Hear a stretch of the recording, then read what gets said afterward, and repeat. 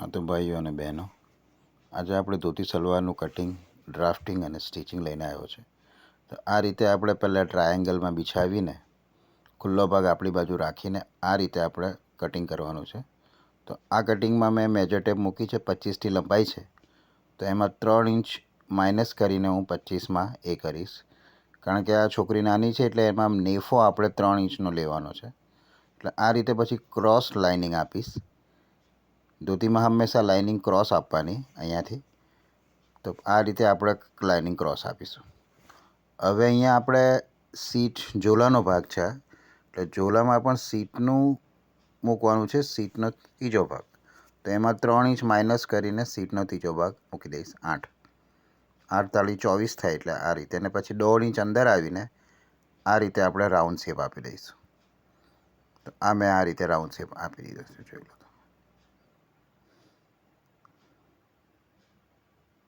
હવે આપણે આને કટિંગ કરી લઈશું.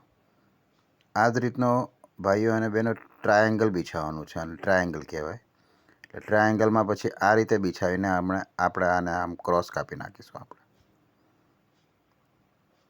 કટિંગ થઈ જાય પછી આપણે હવે નેફાને કાપવાનો છે. તો નેફો મેં 3 ઇંચનો કર્યો. તો જો આ સાઈડ પર મેં કટ માર્યો છે એ પ્લેટિંગ એડજસ્ટ કરવા માટે છે. હવે આપણે ઉપરનો નેફો કાપવાનો છે. તો નેફો મેં રાખ્યો તો 6 ઇંચનો રાખ્યો હતો, આપણે 3 ઇંચનો રાખ્યો હતો. તો 3 ઇંચ ને 6 ઇંચનો નેફો આપણે પહેલાં તો લંબાઈ લઈ લેવાની. આપણે તો આ રીતે આપણે 6 ઇંચનો નેફો લઈ લઈશું. આપણે આ મેં 6 ઇંચનો નેફો મૂકી દીધો છે, જોઈ લો. હવે એમની જે સીટ છે તે 25ની છે, તો 25ના અડધા 12.5 થાય. તો આ રીતે પહેલાં 12.5 મેં મૂકી દીધું છે. એના પછી 5 ઇંચનો વધારો નેફામાં આપણે આપી દેવાનો છે. એટલે ઇલાસ્ટિકવાળો નેફો છે એટલે લૂઝિંગમાં તમારે 5 ઇંચ જેટલું આપી દેવાનું. આ રીતે આપણે નેફો કાપી લઈશું.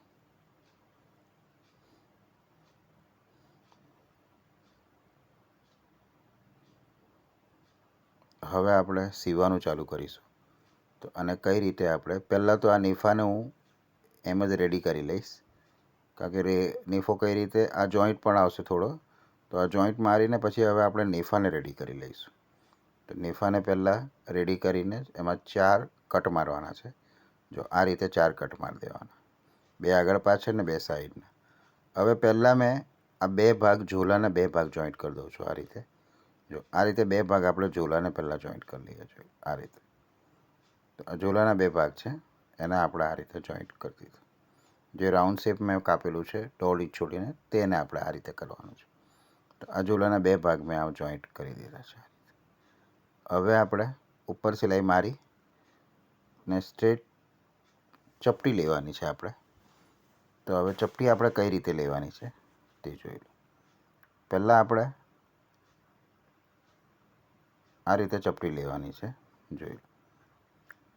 જ્યાંથી આપણો ઝોલો 2 ભાગ જોઈન્ટ કર્યો ત્યાંથી ચપટી ચાલુ કરવાની, અને 2-2 ઇંચની ચપટી આપણે લેવાની છે.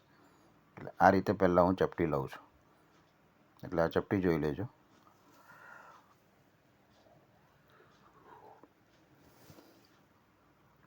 જો હવે આવી ગયો ટ્રાયેંગલ.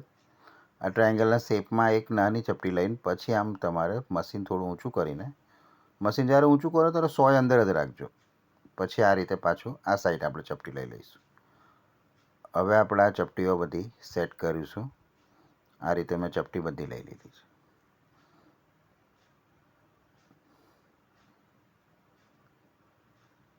હવે એની સામેની છે, બીજો ઝોલાનો ભાગ છે ત્યાંથી પછી આપણે આ રીતે હવે આપણે જોઈ લઈશું.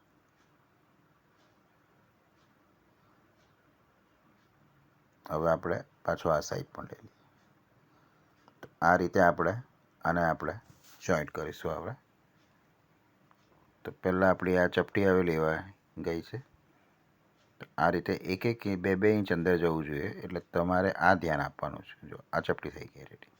હવે આ નેફાનો ભાગ છે, તેમાં વચ્ચેના ભાગથી આ વચ્ચેનો ભાગ મેં ભેગો કરીને આ રીતે લઈ લીધું છે. 4 હિસ્સામાં 4 ભાગ આવશે, એટલે આ રીતે એક ભાગ આ થઈ ગયો. હવે અહીં આવી ગયો બીજો ભાગ. જો તો આ આપણે ટ્રાયેંગલમાં ક્રોસ કરીને બીજા ભાગમાં બી આપણે એ રીતે સેટ કરી લેવાનું છે.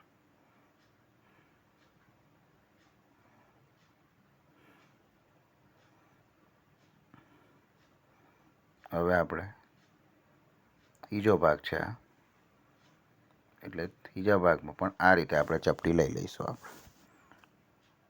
હવે આપણે ચોથા ભાગમાં જવાનું છે, તો આ રીતે ટ્રાયેંગલમાં ક્રોસ કરીને આપણે આ રીતે લઈ લઈશું. આ એક સિમ્પલ અને સોબર ટેકનિક છે જે હું તમને બતાવું છું.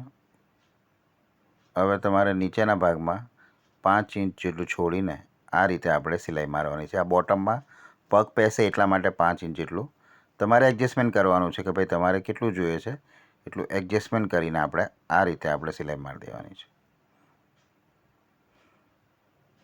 પછી બંને આમ જોઈન્ટ જોઈ લો. આ રીતે આપણે હવે લઈ લીધું. પછી આપણે અહીંયા પટ્ટી વાળવાની છે નીચે મોડીમાં, તો મોડીની પટ્ટી બી આ રીતે સિમ્પલ રીતથી વાળવાની છે આપણે. તો તમારી સામે જ છે આ સિમ્પલ રીત. બહેનો અને ભાઈઓને આશા છે કે મારું આ ગમ્યું હશે, તો બેલ આઇકન દબાવો, સબસ્ક્રાઈબ કરો. હવે આપણે નેક્સ્ટ વિડીયોમાં ફરી મળીશું. તો આજે તમને હું આટલું જ બતાવું છું. આ રીતે જો તમને મારું કામ ગમ્યું હોય તો લખો અમને, તમારે શું જોઈએ છે તે પણ લખો.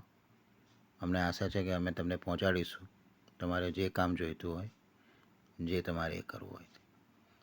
આ રીતે આપણે બંનેને પટ્ટી વાળીને આ રીતે મેં એ કરી દીધું છે.